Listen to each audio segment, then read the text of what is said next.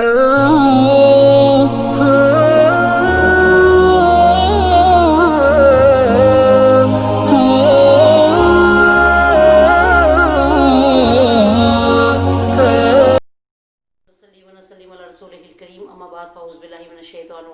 اللہ الرحمن الرحیم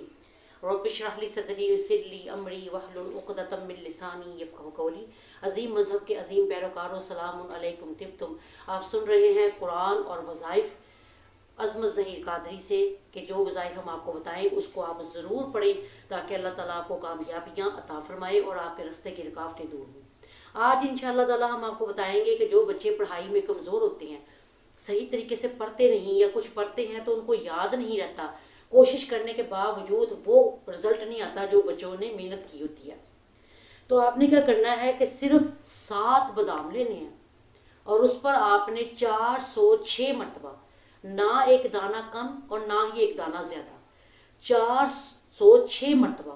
آپ نے یا اللہ یا علیم پڑھنا ہے اور ان 7 باداموں پر ایک مرتبہ ہی آپ نے دم کر لینا ہے۔ اور بچے کو وہ بادام آپ نے کہنے ہیں کہ بیٹے آپ اس کو کھا لو۔ آپ نے 3 مہینے تک یعنی